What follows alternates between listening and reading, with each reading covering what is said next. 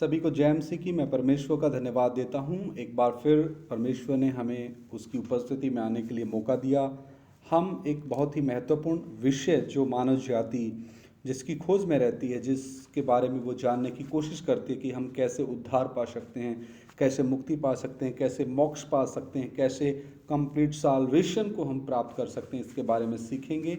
ये उन भाइयों के लिए है जो अविश्वासी हैं और विश्वासी बनना चाहते हैं, मतलब विश्वास में आना चाहते हैं और उस उद्धार का अनुभव करना चाहते हैं, मुक्ति का अनुभव करना चाहते हैं, साल्वेशन का अनुभव करना चाहते हैं। तो बिल्कुल शुरुआत से हम इस विषय के बारे में सीखेंगे। आइए सर झुकें, प्रार्थना करें। धन्यवाद करते पिता परमेश्वर, तेरा वचन सीखने के लिए आपने हमें समय दिया, कृपा दी, फजल दिया, हर चीज़ का प्रबंध किया। पवित्र आत्मा आप हमें सिखाएं, एक एक की बुद्धि प्रभु यीशु मसीह के नाम में खुल जाए, ताकि जो भी भाई बहन, बच्चा, बुजुर्ग, नौजवान, बेटी, बेटा, कोई भी धर्म, जाति, बिरादरी से तेरे वचन को सुने, पवित्र आत्मा आप उनसे बात करें, आप उनके हृदय को कायल करें। प्रभु यीशु मसीह के सामर्थी पवित्र नाम से मांगते हैं, आमीन। उत्पत्ति पहला अध्याय 26 वचन। फिर परमेश्वर ने कहा, हम मनुष्य को अपने स्वरूप के अनुसार अपनी समानता में बनाएं और वे समुद्र की मछलियों और आकाश के पक्षियों और घरेलू पशुओं और सारी पृथ्वी पर और सब रेंगने वाले जंतुओं पर जो पृथ्वी पर रेंगते अधिकार रखें। यहाँ पर हम परमेश्वर के द्वारा पहले आदम के रचे जाने की बात को हम देखते हैं। परमेश्वर ने पहले आदम को भूमि की मिट्टी से और अपने स्वरूप और समानता में रचा, पृथ्वी का राजा बनाया। मैं इस विषय को जल्दी इस विषय में आगे बढ़ेंगे, क्योंकि बहुत से प्रभु के दास लोग, प्रभु के सेवक, विश्वासी इन बातों से परिचित हैं। उत्पत्ति 2:7। तब यहोवा परमेश्वर ने आदम को भूमि की मिट्टी से रचा और उसके नथनों में जीवन का श्वास फूंक दिया और आदम जीवित प्राणी बन गया। यहाँ पर देखते हैं परमेश्वर ने भूमि के मिट्टी से एक पुतला बनाया और उसके नथनों में अपने आत्मा को फूंका और आदम जीवित प्राणी बन गया। मनुष्य बंदरों से नहीं आया। बहुत से वैज्ञानिक इस चक्कर में पागल होकर रखते हैं। बहुत से तर्क वितर्क करने वाले लोग बोलते हैं हम बंदरों से आए हैं। बंदर अभी भी बंदर हैं, और अगर बंदरों से आए हैं तो फिर जब बीमार पड़ते हैं तो बंदरों का एक बार ब्लड आप अपने शरीर में चढ़ा के देखना, फिर हालत क्या होती है वो आप सभी को पता चल जाएगा। उत्पत्ति 2:15। तब यहोवा परमेश्वर ने आदम को लेकर अदन की वाटिका में रख दिया कि वह उसमें काम करे और उसकी रक्षा करे। फिर परमेश्वर ने पहले आदम के लिए अदन की वाटिका को बनाया और यहोवा परमेश्वर ने आदम को उस अदन की वाटिका में रखा। और उत्पत्ति 2:16-17 भी हम पढ़ेंगे। और यहोवा परमेश्वर ने आदम को यह आज्ञा दी, तू वाटिका के सब वृक्षों का फल बिना खटके खा सकता है, पर भले या बुरे के ज्ञान का जो वृक्ष है उसका फल तू कभी ना खाना, क्योंकि जिस दिन तू उसका फल खाएगा उसी दिन अवश्य मर जाएगा। ये परमेश्वर ने उनको आज्ञा दी, एक आज़ाद मर्जी भी दी। खा भी सकता, नहीं भी खा सकता। खाएगा तो आत्मिक तौर पे मारा जाएगा, नहीं खाएगा तो परमेश्वर की संगति और आदम की संगति बनी रहेगी। उत्पत्ति 2:18। फिर यहोवा परमेश्वर ने कहा, आदम का अकेला रहना अच्छा नहीं है, मैं उसके लिए एक सहायक बनाऊंगा जो उससे मेल खाए। यहाँ परमेश्वर ने आदम के लिए एक सहायक का वायदा किया। उत्पत्ति 2:21-23। तब यहोवा परमेश्वर ने आदम को भारी नींद में डाल दिया और जब वह सो गया तब उसने उसकी एक पसली निकालकर उसकी जगह मांस भर दिया। और यहोवा परमेश्वर ने उस पसली को जो उसने यानी परमेश्वर ने आदम में से निकाली थी स्त्री बना दिया और उसको आदम के पास ले आया। तब आदम ने क्या कहा? आदम ने कहा, यह मेरी हड्डियों में की हड्डी और मेरे मांस में का मांस है, इसलिए इसका नाम नारी होगा, क्योंकि यह नर में से निकाली गई है। हालेलुया। तो यहाँ पर परमेश्वर ने आदम के सहायक के तौर पे हवा को बनाया। आदम के शरीर की एक पसली को निकाल करके उससे स्त्री को बनाया, नारी को बनाया। उत्पत्ति 3:6-7। अतः जब स्त्री ने देखा कि उस वृक्ष का फल खाने के लिए अच्छा और देखने में मनभाव और बुद्धि देने के लिए चाहने योग्य भी है, तब उसने उसमें से तोड़कर खाया और अपने पति को भी दिया, और उसने भी खाया तब उन दोनों की आंखें खुल गई और उनको मालूम हुआ कि वे नंगे हैं, इसलिए उन्होंने अंजीर के पत्ते जोड़ जोड़ कर लंगोट बना लिए। आदम और हव्वा हव्वा वो आदम पापी हो गए, पाप में गिर गए, परमेश्वर की आज्ञा को तोड़ दिया, परमेश्वर को दूसरे स्थान पर रखा और अपनी आज़ाद मर्जी को पूरा करने को पहले स्थान पर रखा। और इसकी कंप्लीट वीडियो आप यूट्यूब चैनल पे पहले जो अपलोड कर रखी हैं, आप उनको अच्छे से सुन सकते हैं। तो यहाँ पर हम देखते हैं हव्वा व आदम पापी हो गए।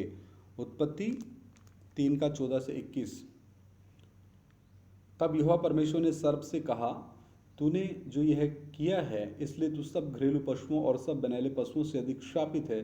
तू पेट के बल चला करेगा और जीवन भर मिट्टी चाटता रहेगा। पहला श्राप यहाँ पे सांप को दिया। दूसरा श्राप उत्पत्ति 3:15, और मैं तेरे और इस स्त्री के बीच में और तेरे वंश और इसके वंश के बीच में बैर उत्पन्न करूंगा और वह तेरे सिर को कुचल डालेगा और तू उसकी एड़ी को डसेगा। यहाँ पर दूसरा श्राप हव्वा को दिया है और यहाँ पर मसीहा के आने की प्रतिज्ञा भी है। परमेश्वर का मेमना, परमेश्वर का इकलौता पुत्र हम पापियों के लिए मरने के लिए आएगा। यहाँ पे स्त्री की संतान की प्रतिज्ञा भी हम देखने को मिलती है।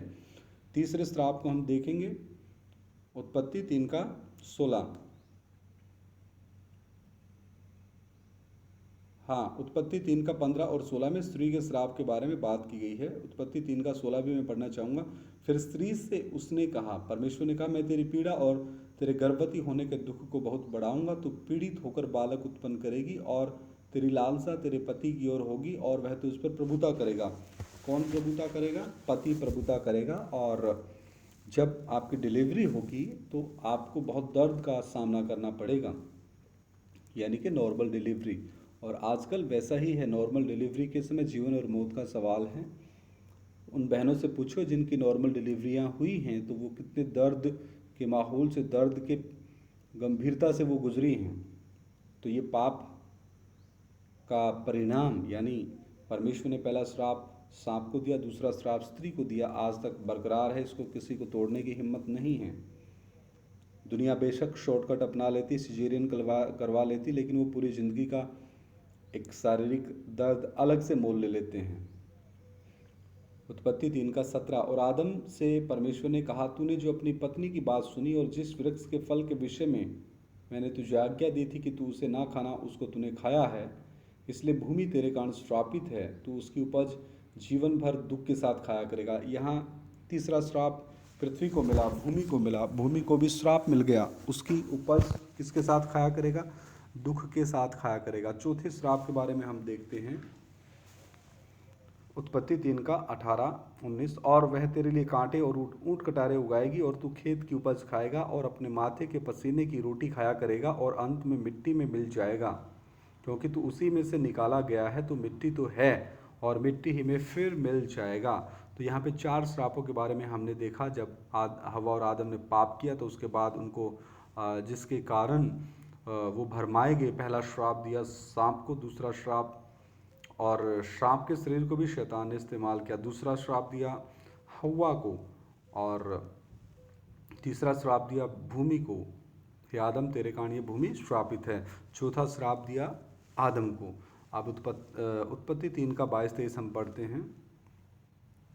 फिर यहोवा परमेश्वर ने कहा, मनुष्य भले बुरे का ज्ञान पाकर हम में से एक के समान हो गया है, इसलिए अब ऐसा ना हो कि वह हाथ बढ़ाकर जीवन के वृक्ष का फल भी तोड़ के खा ले और सदा जीवित रहे।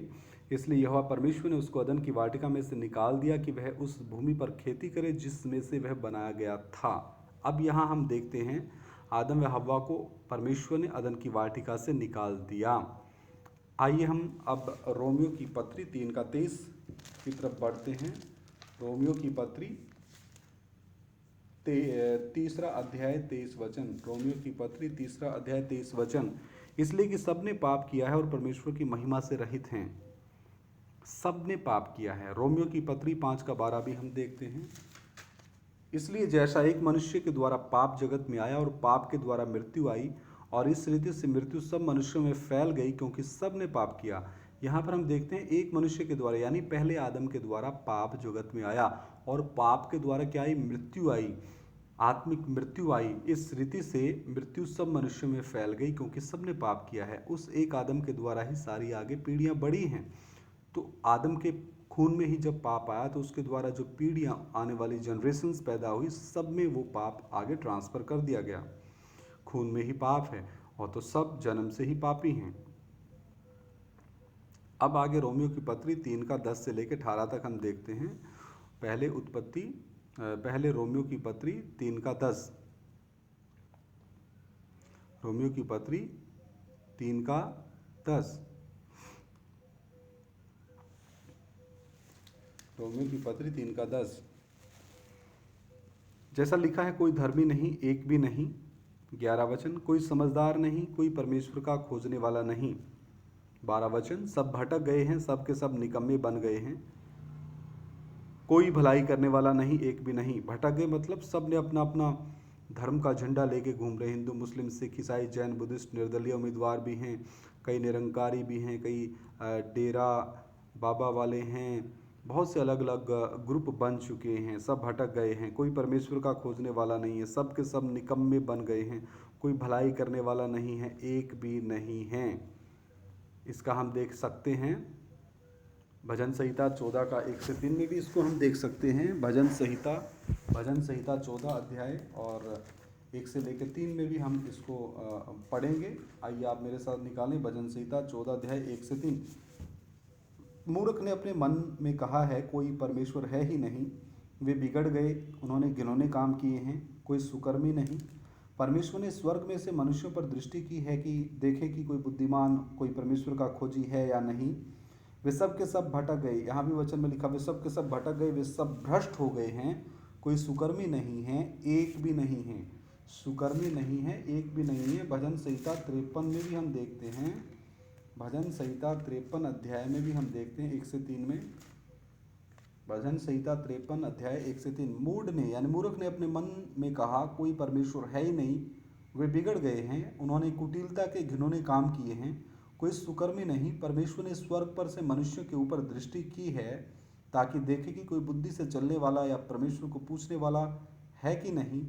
वे सब के सब हट गए, सब एक साथ बिगड़ गए, कोई सुकर्मी नहीं, एक भी नहीं। तो बिगड़ी हुई मानव जाति ने किन की उत्पत्ति की? धर्मों की, जातियों की, बिरादरियों की, अलग अलग डिनोमिनेशंस की, अलग अलग संगठनों की। और करवाने वाला कौन है इनके पीछे? शैतान। हालेलुया। सबोपदेशक 7:20 भी हम देखते हैं। सबोपदेशक की पोथी, सबोपदेशक 7वां अध्याय 20 वचन। सबोपदेशक 7:20। निसंदेह पृथ्वी पर कोई ऐसा धर्मी मनुष्य नहीं जो भलाई ही करे और जिससे पाप ना हुआ हो। कितना स्पष्ट है, एक भी नहीं है ऐसा पृथ्वी पर कोई ऐसा धर्मी मनुष्य जो भलाई ही करे और जिससे पाप ना हो। सब पापी हैं, सब जन्म से पापी हैं आदम के पाप के कारण। रोमियो की पत्री 3:13 भी हम देखते हैं। रोमियो की पत्री 3 बाब उसका 13 आयत। रोमियो की पत्री 3 अध्याय 13 आयत। उनका गला खुली हुई कब्र है, मतलब उनके गले से क्या है? लोगों को मारने की ही भाषा निकलती है। उन्होंने अपनी जीभों से छल किया है। गले में क्या है? कब्र है, मतलब गले में, उनके गले से लोगों को मारने की ही शब्द या वाक्य या लोगों के प्रति बुरी ही बातें निकलती हैं और अपनी जीभों से वो छल करते हैं और उनके होठों में सांपों का जहर है। इसके बारे में भजन संहिता 5:9 भी हम देखेंगे। उनके होठों में जहर भरा पड़ा है। मनुष्य जाति, फिर आप लोग सवाल करते हैं, इतने अगर परमेश्वर है तो इनको रोकता क्यों नहीं है पाप करने से? मेरे प्रियो, परमेश्वर ने पहले आदम को आज़ाद मर्जी दी थी, हव्वा को भी। और परमेश्वर अपनी आदतों से बदलता नहीं है। वही आज़ाद मर्जी के इस्तेमाल के द्वारा हव्वा और आदम पापी हुए और आज जो ये पापी मनुष्य जाति है, जो आदम वंशी हैं सब, ये उसी पाप के वशीभूत होकर के पाप पे पाप किए जा रहे हैं। लेकिन असल अगर कारण को, जड़ को पहचानना है तो इन वचनों को आप सुने और प्रार्थना करते हुए सुने कि प्रभु यीशु मसीह मेरी बुद्धि को आप खोले, पवित्र आत्मा मेरी बुद्धि को आप खोले, ताकि ये वचन समझ में आए, अन्यथा नहीं आएंगे। 5:9, क्योंकि उनके मुंह में कोई सच्चाई नहीं। किसके मुंह में? मनुष्य जाति के मुंह में कोई सच्चाई नहीं। उनके मन में निरी दुष्टता है, उनका गला खुली हुई कब्र है, वे अपनी जीभ से चिकनी चुपड़ी बातें करते हैं। कैसी बातें करते हैं? चिकनी चुपड़ी बातें। और अंदर क्या जहर है, क्या क्या चीज़ें हैं जो हमने पढ़ी हैं। भजन संहिता 140 का 3 वचन भी मैं देखूंगा। भजन संहिता 140 अध्याय का 3रा वचन भी मैं पढ़ना चाहूँगा। उनका बोलना सांप का काटना सा है। किसका? मनुष्य जाति का। उनके मुंह में नाग का सा जहर रहता है। इसलिए उद्धार की आवश्यकता, मुक्ति की आवश्यकता, इन चीज़ों से तौबा करने की आवश्यकता है। रोमियो की पत्री 3रा अध्याय का 14 वचन हम फिर पढ़ेंगे। रोमियो की पत्री 3रा अध्याय 14 वचन। उनका मुंह श्राप और कड़वाहट से भरा है। किसका? मनुष्य जाति का। उनके मुंह में श्राप है और कड़वाहट है। इसका भजन संहिता 10 अध्याय का 7 वचन पढ़ेंगे। भजन संहिता 10 अध्याय और उसका हम 7 वचन पढ़ेंगे। उनका मुंह श्राप और छल और अंधेर से भरा है। उत्पात और अनर्थ की बातें उसके मुंह में हैं। मुंह में क्या क्या है? श्राप है, नंबर 2 छल है, नंबर 3 अंधेर करना है, नंबर 4 उत्पात मचाना, नंबर 5 अनर्थ की बातें हैं। तो ये बातें हैं मनुष्य जाति के मुंह में। इनसे बचना है तो आपको एक उद्धारकर्ता चाहिए। एक उद्धारकर्ता की इस मनुष्य जाति को जरूरत है। हालेलुया। रोमियो की पत्री 3रा अध्याय 15 वचन पढ़ेंगे। उनके पांव लहू बहाने को फुर्तीले हैं। मर्डर करने को फुर्तीले हैं मनुष्य जाति के पांव। और पहला मर्डर किसने किया? उत्पत्ति 4 अध्याय 8 आयत में। उत्पत्ति 4 अध्याय 8 आयत में कैन ने अपने भाई हाबिल को मार दिया। तो पहली हत्या उत्पत्ति 4 अध्याय की 8 आयत में हो गई। रोमियो की पत्री 3 का 16 और 17 वचन भी मैं पढ़ूंगा। उनके मार्गों में नाश और क्लेश है। किसके मार्गों में? मनुष्य जाति, पापी मनुष्य जाति के मार्गों में नाश और क्लेश है। और उन्होंने कुशल का मार्ग नहीं जाना। किसने? मनुष्य जाति ने। उनको कुशल का मार्ग पता ही नहीं है। कुशल का मार्ग का पता करना है तो इन वचनों को सुनिए, उद्धार के रास्ते को पहचानिए, मुक्ति के रास्ते को पहचानिए और अपने जीवन में इसके ऊपर अमल कीजिए, लागू कीजिए। उत्पत्ति 3 का 16-17 पढ़ा। अभी यशाया नबी की किताब 59 बाब उसका 7 और 8 भी हम पढ़ेंगे। यशाया 59 अध्याय उसका 7 और 8। यशाया 59 का 7 और 8। वे बुराई करने को दौड़ते हैं और निर्दोष की हत्या करने को तत्पर रहते हैं। कौन? मनुष्य जाति। उनकी युक्तियां व्यर्थ हैं। वे बुराई करने को दौड़ते, कौन? मनुष्य जाति। और निर्दोष की हत्या करने को तत्पर रहते हैं, कौन? मनुष्य जाति। और वो है क्या? वो पापी है। उनकी युक्तियां व्यर्थ हैं। उनकी युक्तियां क्या हैं? व्यर्थ हैं। उजाड़ और विनाश ही उनके मार्गों में हैं। आज वर्तमान में आप देख रहे हैं रेप, बलात्कार, मर्डर, हत्या, लूट खसोट, चोरी, डकैती, ये सब किसके कारण है? मनुष्य जाति पापी है। शांति का मार्ग वे जानते नहीं हैं। शांति के राजकुमार प्रभु यीशु मसीह को जानकर ही वे शांति के मार्ग को जान सकते हैं। और ना उनके व्यवहार में न्याय है। न्यायी परमेश्वर प्रभु यीशु मसीह को अगर वो जानेंगे तो वो न्याय के बारे में जानेंगे। उनके पथ टेढ़े हैं। अगर उनको सीधे पथ के बारे में जानना है, जो यूहन्ना रचित सुसमाचार 14 का 6 में लिखा है, मार्ग सत्य और जीवन मैं हूँ, तो उनको प्रभु यीशु मसीह के बारे में जानना होगा। और ये ऑडियो के द्वारा परमेश्वर ने मुझे बोझ दिया कि मैं आपके बीच में इन तोड़ों को, इन कीमती मोतियों को, इन स्वर्गीय खजाने को बांटूं। तो आप मन लगा के प्रार्थना के साथ इन वचनों को सुनिएगा। आगे लिखा, जो कोई उन पर चले वह शांति ना पाएगा। जो कोई उन पर चले वह शांति ना पाएगा। कौन से रास्तों पे? यदि वो अन्याय के रास्तों पे चलते रहे, उजाड़ के रास्तों पे चलते रहे, बुराई के रास्तों पे चलते रहे, निर्दोष की हत्या करने के रास्तों पे चलते रहे, विनाश के रास्तों पे चलते रहे, तो वो शांति का मार्ग उनको फिर मिलेगा कहाँ?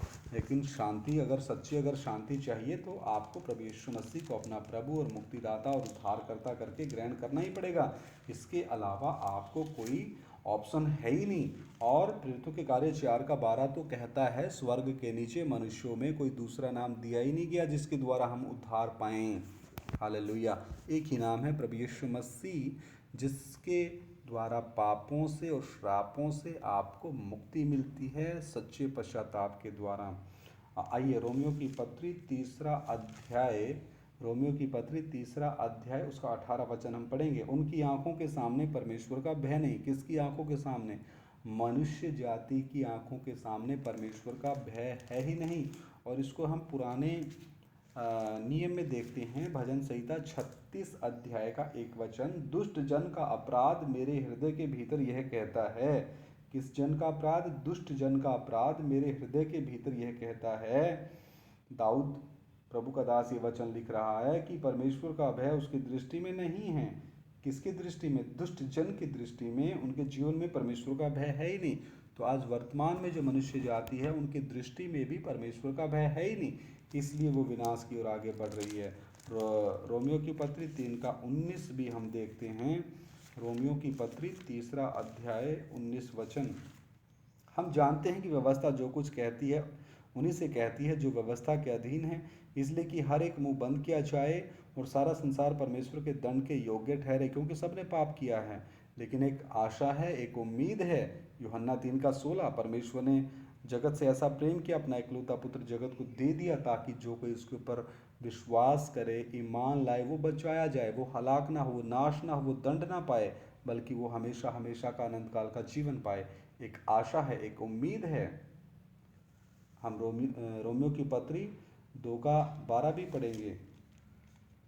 इसलिए जिन्होंने बिना व्यवस्था पाए पाप किया वे बिना व्यवस्था के नष्ट भी होंगे, और जिन्होंने व्यवस्था पाकर पाप किया उनका दंड व्यवस्था के अनुसार होगा। बिल्कुल परमेश्वर का वचन स्पष्ट है। रोमियो की पत्री 3 का 17, रोमियो की पत्री 3 का 17 हम पढ़ चुके हैं।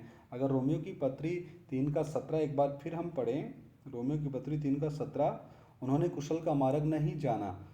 तो इसके साथ अगर हम पढ़ें यूहन्ना रचित सुसमाचार 1 का 10, कुशल का मार्ग परमेश्वर का वचन किसको कहता है?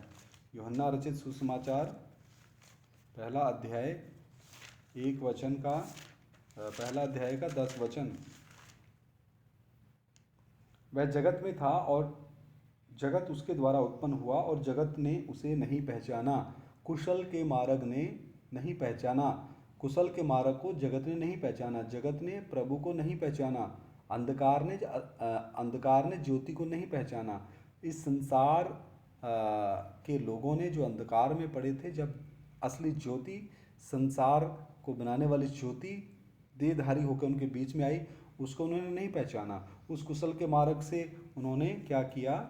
वो उसको इनकार कर दिया। रोमियो की पत्री 1 अध्याय 18 और 19 वचन हम देखते हैं। रोमियो की पत्री 1 अध्याय 18-19। परमेश्वर का क्रोध, किसका क्रोध? परमेश्वर का क्रोध। परमेश्वर का क्रोध तो उन लोगों की सब अभक्ति और अधर्म पर। मनुष्य जाति क्या कर रही है? अभक्ति से भरी है, अधर्म से भरी है।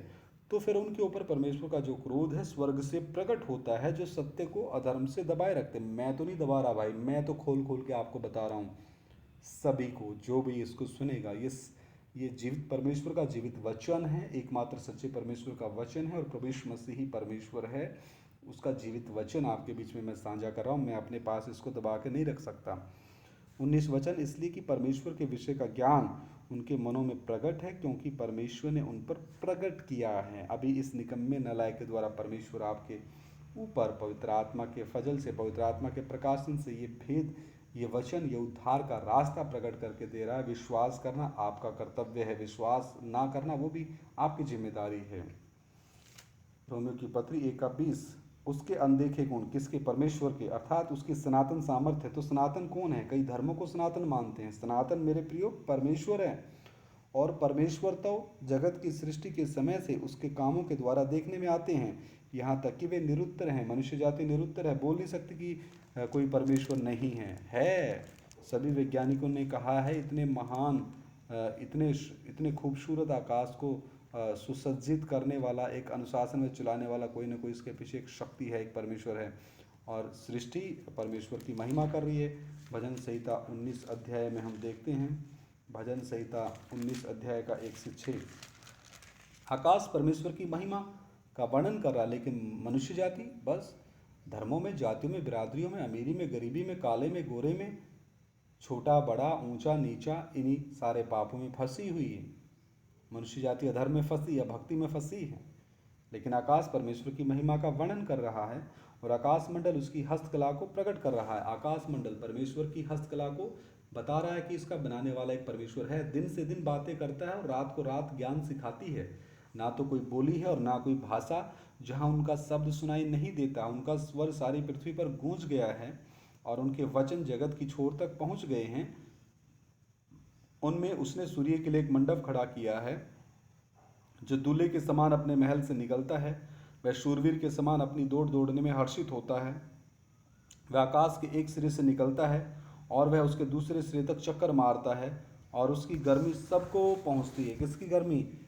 सूर्य की गर्मी। ये भी परमेश्वर के द्वारा बनाया गया। आप इसको जितना भी जल चढ़ा लो कोई फ़ायदा है नहीं।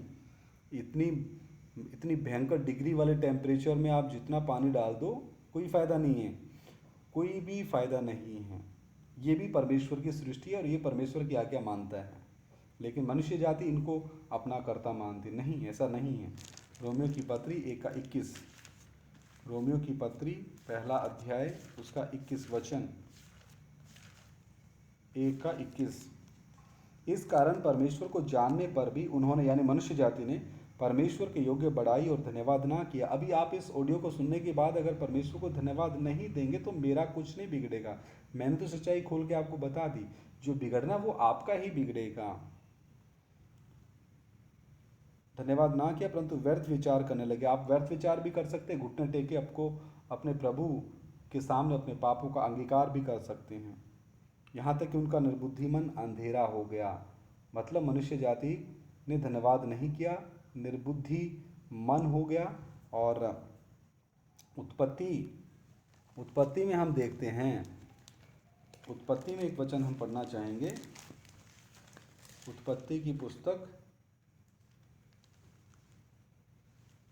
उत्पत्ति 6 अध्याय, उत्पत्ति 6:5। यहोवा ने देखा कि मनुष्यों की बुराई पृथ्वी पर बढ़ गई है और उनके मन के विचार में जो कुछ भी उत्पन्न होता है वह निरंतर बुरा ही होता है। क्या होता है? निरंतर बुरा ही होता है। उत्पत्ति 6:5, उत्पत्ति 6:5। तो मेरे प्रियो, परमेश्वर का वचन कितना स्पष्ट है। मनुष्य के मन में बचपन से जो भी उत्पन्न होता है वो बुरा ही होता है, क्योंकि उसका जन्म ही किस में हुआ है? पाप में हुआ है। किस में हुआ है? पाप में हुआ है। यिर्मयाह नबी की किताब 2:5 भी हम देखते हैं। यिर्मयाह नबी की किताब 2 बाब उसका 5 वचन, the book of Jeremiah chapter 2 verse 5। आइए, यहोवा यूँ कहता है, तुम्हारे पुरखाओं ने मुझसे कौन सी ऐसी कुटिलता पाई कि मुझसे दूर हट गए और निकम्मी वस्तुओं के पीछे होकर स्वयं निकम्मे हो गए। तो मनुष्य जाति, वर्तमान में मनुष्य जाति किन वस्तुओं के पीछे पड़ी है? निकम्मी वस्तुओं के पीछे पड़ी है और खुद भी वो निकम्मे बने पड़े हैं। उनको उद्धार का रास्ता दिखाने वाला कोई चाहिए। तो मेरे प्रियो, मैं जो परमेश्वर ने मुझे तोड़े दिए दृष्टांत दिए, वचन दिए, जो परमेश्वर ने मुझे प्रकाशन दिया, वचन का प्रकाशन दिया पवित्र आत्मा ने, वो आपके बीच में मैं साझा कर रहा हूँ। तो परमेश्वर कहता है कि आप निकम्मेपन को छोड़िए। आप उस निकम्मेपन को क्या कीजिए? छोड़िए। एक बार फिर पढ़ रहा हूँ। यहोवा परमेश्वर यूँ कहता, तुम्हारे पुरखाओं ने, बाप दादों ने मुझ में कौन सी ऐसी कुटिलता पाई कि मुझसे दूर हट गए। यानी हमारे बाप दादे परमेश्वर से दूर हट गए और निकम्मी वस्तुओं के पीछे होकर स्वयं निकम्मे हो गए। यिर्मयाह की किताब 17:9-10 भी मैं पढ़ना चाहूँगा। मन तो सब वस्तुओं से अधिक धोखा देने वाला होता है, उसमें असाध्य रोग लगा है, उसका भेद कौन समझ सकता है। मैं यहोवा मन की खोजता और हृदय को जांचता हूँ, ताकि प्रत्येक जन को उसकी चाल चलन के अनुसार और अर्थात उसके कामों का फल दूँ। तो अगर हमारे बाप दादे बुजुर्ग पहले परमेश्वर से हट गए तो उनके कर्मों के मुताबिक, उनके चाल चलन के मुताबिक, प्रत्येक जन को उसके चाल चलन के मुताबिक परमेश्वर ने फल दिया और अंतिम दिन न्याय के दिन भी देगा। तो मेरे प्रियो, हम जो इस पृथ्वी पर जीवित हैं, हम कैसी चाल चलते हैं ये ध्यान में रखना बहुत ज़रूरी है, बहुत ही ज़रूरी है। आइए हम आगे इफिसियों की पत्री 4:17-18 भी वचन देखते हैं। इफिसियों की पत्री 4 अध्याय और 17 और 18। इफिसियों की पत्री 4 अध्याय 17 और 18। इसलिए मैं यह कहता हूँ और प्रभु में आग्रह करता हूँ कि जैसे अन्य जाति लोग अपने मन की अनर्थ रीति पर चलते हैं, कैसे चलते हैं? मन की अनर्थ रीति पर चलते हैं, तुम अब से फिर ऐसे ना चलो, क्योंकि उनकी बुद्धि अंधेरी हो गई है और उस अज्ञानता के कारण जो उनमें है और उनके मन की कठोरता के कारण वे परमेश्वर के जीवन से अलग किए हुए हैं। कितनी गंभीर, कितनी खतरनाक बात है। पहली बात, अन्य जाति लोग अपने मन की अनर्थ रीति पर चलते हैं, इससे तौबा करनी पड़ेगी। दूसरी बात, उनकी बुद्धि अंधेरी हो गई है, इस बुद्धि को अगर प्रकाश में आना है तो तौबा करनी पड़ेगी, पश्चाताप करना पड़ेगा और प्रभु यीशु मसीह को अपना प्रभु और मुक्तिदाता और उद्धारकर्ता करके ग्रहण करना होगा, क्योंकि उसने हमारे पाप और श्रापों के लिए क्रूस पे जान दी है। तीसरी बात, उनमें अज्ञानता है, हमें अज्ञानता से तौबा करना होगा। चौथी बात, उनका मन कठोर है, हमने इस पत्थर के कठोर हृदय को निकाल के प्रभु से मांस के हृदय को मांगना होगा। नंबर 5, वे परमेश्वर के जीवन से अलग किए गए हैं। ये तो बहुत खतरनाक बात है। इस श्रेणी में जाने से डर लगता है। इस श्रेणी में मत जाइएगा कोई भी मेरे प्रियो। रोमियो की पत्री 1:22 हम पढ़ते हैं। रोमियो की पत्री 1:22, वे अपने आप को बुद्धिमान जताकर मूर्ख बन गए। कौन? वे कौन? जो वाद विवाद करते हैं वो मूर्ख बन गए। अब हम देखते हैं 1 कुरिन्थिया 1:20। 1 कुरिन्थिया 1:20, परमेश्वर ने किन लोगों को जगत से चुना है वो भी एक बार हम देख लेते हैं। 1 कुरिन्थिया 1:20, 1 कुरिन्थिया 1:20, कहाँ रहा ज्ञानवान, कहाँ रहा शास्त्री, कहाँ रहा इस संसार का विवादी? क्या परमेश्वर ने संसार के ज्ञान को मूर्खता नहीं ठहराया? तो यहाँ वचन स्पष्ट कहता है कि परमेश्वर ने संसार के ज्ञान को मूर्खता ठहराया। जिस संसार के ज्ञान के कारण कितने पंडित भोले वाले लोगों को लूटते हैं, कितने ज्योतिषी भोले वाले लोगों को लूटते हैं, कितने तांत्रिक, स्याणे, जादूगर, टोना करने वाले, तो ये सारे संसार के ज्ञान को परमेश्वर ने मूर्खता ठहराया है। 1 कुरिन्थिया 1:27, परंतु परमेश्वर ने जगत के मूर्खों को चुन लिया कि ज्ञानवानों को लज्जित करे। लेकिन परमेश्वर ने ऐसे लोगों को, जिनको जगत ने मूर्ख समझा, तो परमेश्वर ने उन जगत के द्वारा समझे गए मूर्ख लोगों को परमेश्वर ने अपने काम के लिए चुन लिया ताकि ज्ञानवानों को लज्जित करे। और परमेश्वर ने जगत के निर्बलों को चुन लिया, जो बलवान लोगों ने जिन लोगों को निर्बल समझा, तो परमेश्वर ने उन्हीं निर्बल लोगों को अपनी सेवकाई के लिए चुन लिया ताकि बलवानों को लज्जित करे। हालेलुया। 1 कुरिन्थिया 3:17-18 भी हम देखते हैं। तो परमेश्वर ने जगत के मूर्खों को चुन लिया ताकि परमेश्वर अपनी असीम सामर्थ्य और ईश्वरीय बुद्धि के द्वारा उन मूर्ख और उन निर्बल लोगों के द्वारा अपने तीसरे स्वर्ग के भेदों को प्रकट करे, जिससे पापी मनुष्य जाति परमेश्वर की ओर मन फिराए। 1 कुरिन्थिया 3:17-18। यदि कोई परमेश्वर के मंदिर को नष्ट करेगा तो परमेश्वर उसे नष्ट करेगा, क्योंकि परमेश्वर का मंदिर पवित्र है और वह तुम हो।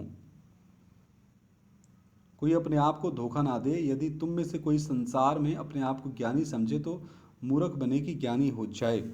तो यहाँ पर इस संसार का ज्ञान परमेश्वर के निकट क्या है? मूर्खता है। रोमियो की पत्री 1 अध्याय 23 वचन भी हम पढ़ते हैं, और अविनाशी परमेश्वर की महिमा को नासवान मनुष्य और पक्षियों और चौपायों और रेंगने वाले जंतुओं की मूर्त की समानता में बदल डाला। यहाँ हम देखते हैं कि जो पापी और मूर्ख मानव जाति ने क्या किया। पहली बात, अविनाशी परमेश्वर की महिमा को बदल दिया। किसमें? दूसरी बात, नासवान मनुष्यों को परमेश्वर मानने लगे। तीसरी बात, पक्षियों को भी परमेश्वर की उपाधि दे दी। चौथी बात, 4 टांग वाले जानवरों को भी परमेश्वर की उपाधि दे दी। पांचवी बात, वो रेंगने वाले जंतुओं को भी परमेश्वर की उपाधि दे दी। तो पुराने नियम में व्यवस्था विवरण में क्या इसके बारे में कहा गया है? 4 अध्याय का 15 से 19 में हम देखते हैं। व्यवस्था विवरण 4 अध्याय 15 से 19। व्यवस्था विवरण 4 अध्याय 15 से 19। इसलिए तुम अपने विषय में बहुत सावधान रहना, क्योंकि जब यहोवा ने तुम से होरे पर्वत पर आग के बीच में से बातें की, तब तुमको कोई रूप परमेश्वर का दिखाई ना पड़ा। कहीं ऐसा ना हो कि तुम बिगड़कर, चाहे पुरुष चाहे स्त्री के, चाहे पृथ्वी पर चलने वाले किसी पशु, चाहे आकाश में उड़ने वाले किसी पक्षी के, चाहे भूमि पर रेंगने वाले किसी जंतु, चाहे पृथ्वी के जल में रहने वाले किसी मछली के रूप की कोई मूर्ति खोदकर बना लो। या जब तुम आकाश की ओर आंखें उठाकर सूर्य, चंद्रमा और तारों को अर्थात आकाश का सारा तारागण देखो, तब बहकर उन्हें दंडवत करके उनकी सेवा करने लग जाओ, जिनको तुम्हारे परमेश्वर यहोवा ने धरती पर के सब देश वालों के लिए रखा है। तो यहाँ पर हम देखते हैं तुमको परमेश्वर का कोई रूप ना दिखाई पड़ा। दूसरी बात, तुम बिगड़ कर, तो मनुष्य जाति पाप में और बिगड़ी हुई है, बिगड़ कर ही वो सारी इन चीज़ों की पूजा करती है। तीसरी बात, पुरुष स्त्री पशु पक्षी रेंगने वाला जंतु मछली इनकी मूर्ति नहीं बनानी।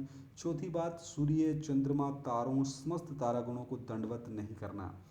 ये स्पष्ट परमेश्वर ने पुराने अहदनामे में, पुराने नियम में व्यवस्था दी है। भजन संहिता 106 का 20 भी हम पढ़ेंगे। भजन संहिता 106 का 20, भजन संहिता 106 का 20। ये विषय बहुत लंबा है, इसलिए मैं जल्दी जल्दी इसमें आगे जा रहा हूँ।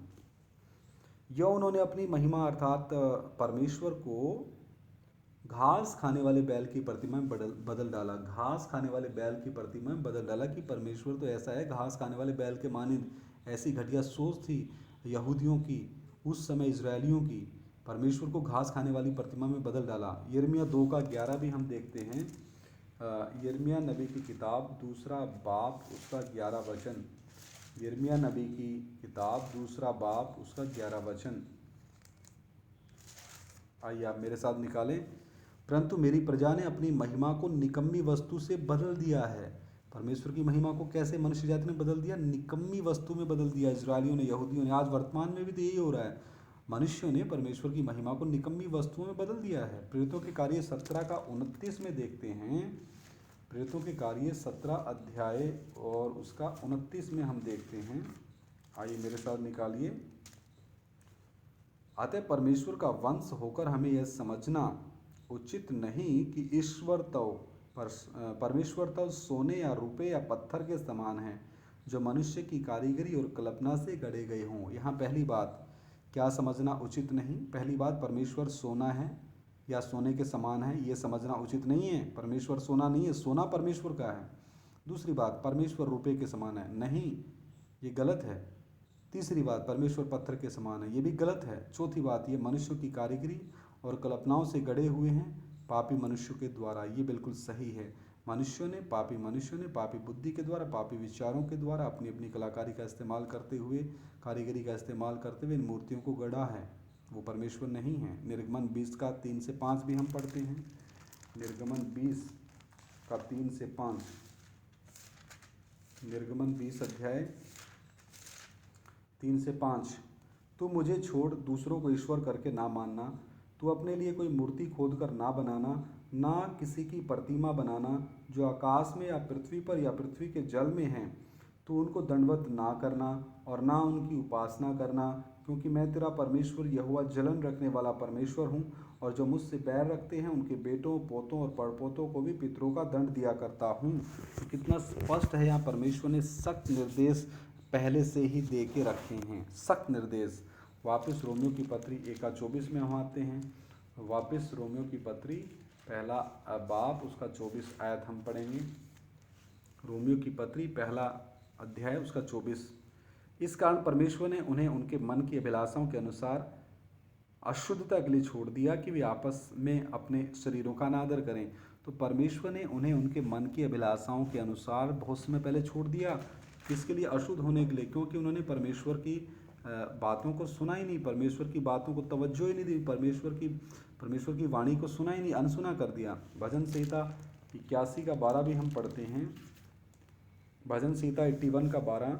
इसलिए मैंने उसको उसके मन के हठ पर छोड़ दिया कि वह अपनी ही युक्तियों के अनुसार चले। तो वर्तमान मनुष्य जाति अपनी ही युक्तियों के अनुसार चलती है, उनको जो ऐसा लगता अच्छा करते हैं वैसा ही करते हैं मनुष्य। तो परमेश्वर ने उसको उसके मन के हठ पर छोड़ दिया ताकि मानव जाति अपनी युक्तियों के अनुसार जीवन निर्वाह करे, जैसा कि वर्तमान में हर एक देशों में देखने में मिलता है। मनुष्य जाति अपनी मर्जी के अनुसार अपने जीवन का यापन कर रही, लेकिन उनको ये नहीं पता एक दिन न्याय होना निश्चित है। इफिसियों की पत्री 4 का 19 भी हम देखते हैं। इफिसियों की पत्री 4 अध्याय उसका 19, 4 का 19। और वे सुन्न होकर लुचपन में लग गए हैं कि सब प्रकार के गंदे काम लालसा से किया करें। मनुष्य जाति, पहली बात, मनुष्य जाति सुन्न होकर लुचपन में लग गई। दूसरी बात, ताकि सभी मनुष्य सब प्रकार के गंदे काम लालसा से किया करें। तो यही तो होता आ रहा है मेरे प्रियो। मनुष्य जाति लुचपने के कामों में बहुत आगे बढ़ चुकी है, गंदे कामों में बहुत आगे बढ़ चुकी है। दिन प्रतिदिन छोटे बच्चों के साथ रेप, बुजुर्ग माता के साथ रेप, कितने ऐसे अश्लीलता से भरे हुए काम होते हुए ये अखबार भरे पड़े हैं, न्यूज़ चैनल भरे पड़े हैं। तो ये प्रमाण है कि मनुष्य जाति जन्म से पापी है, उनको एक उद्धारकर्ता की आवश्यकता है। हम पहला पत्रस 4 बाप उसका 3 और 4 वचन पढ़ के प्रार्थना करेंगे। पहला पत्रस 4 बाप उसका 3 और 4। पहला पत्रस 4 बाप उसका 3 और 4। क्योंकि अन्य जातियों की इच्छा के अनुसार काम करने और लुचपन की बुरी अभिलाषाओं, मतवालापन, लीला क्रीड़ा, पियक्कड़पन और घृणित मूर्ति पूजा में जहाँ तक हमने पहले समय गंवाया वही बहुत हुआ। इससे अचंबा करते हैं, इससे वे यानी अन्य जाति अचंबा करते हैं कि तुम ऐसे भारी लुचपन में उनका साथ नहीं देते और इसलिए वे बुरा भला कहते हैं। यहाँ पर पहली बात ये अन्य जातियों की इच्छा है ये सारे काम। दूसरी बात लुचपन की बुरी अभिलाषाओं से भरी है अन्य जातियाँ। तीसरी बात वो मतवालापन है अन्य जाति में। चौथी बात वो लीला क्रीड़ा से भरे पड़े हैं। पांचवी बात पियक्कड़पन में वो भरपूर हैं। छठी बात वो घृणित मूर्ति पूजा में ही अपने जीवन को लगाते हैं, मजा लेते हैं। सातवीं बात अन्य जाति चाहते हैं कि हम विश्वासी उनके इस भारी लुचपन में साथ दें, जबकि मैं तो साथ नहीं दूंगा प्रभु के फजल से। आखिरी सांस तक पवित्र आत्मा कृपा दे, फजल दे, प्रभु संभाले। लेकिन प्रभु उन्हीं को कृपा फजल, पवित्र आत्मा उन्हीं को कृपा फजल देगा जो उसमें बना रहेगा। तो आइए सर झुकाएं, प्रार्थना करें, इन वचनों के ऊपर मनन करें। मेरे प्रिय भाइयों बहनों, बहुत समय लगता है, बहुत मेहनत लगती है प्रभु के चरणों में बैठ के पवित्र आत्मा से ये सारे विषय को स्ट्रीमलाइन करने में, एक सीक्वेंस में लाने में। पवित्र आत्मा इनको सीक्वेंस में लाने के लिए कृपा, फजल और ज्ञान, बुद्धि, समझ और प्रकाशन देता है। फिर आपके बीच में ये इस माध्यम के द्वारा वचन लाए जाते हैं। तो इसकी अहमियत को, कीमत को आप समझें। आइए सर झुकाएं, प्रार्थना करें। धन्यवाद करता हूँ प्रभु इन वचनों के लिए और गहराई से आप हमें समझने के लिए कृपा दें। जो भी भाई बहन किसी भी धर्म, जाति, बिरादरी, मजहब, जात, कौम, अमीर गरीब, काला गोरा, छोटा बड़ा, ऊंचा नीचा, छूत अछूत, किसी भी राष्ट्र से क्यों ना हो, जो इस भाषा को समझता हो, जब भी तेरा वचन ये सुने, पवित्र आत्मा उनके हृदयों को आप कायल करें और प्रभु यीशु मसीह के बलिदान के बारे में उनको आप कायल करें। उनके मनों को, उनके विवेकों को आप छुएं, ताकि एक एक जन बचाया जाए। हमारी प्रार्थना को सुन लो, प्रभु यीशु मसीह के सामर्थी पवित्र नाम से मांगते, सुनो और ग्रहण करो। आमीन, आमीन, आमीन। सभी को जय मसीह की। मारानाथा।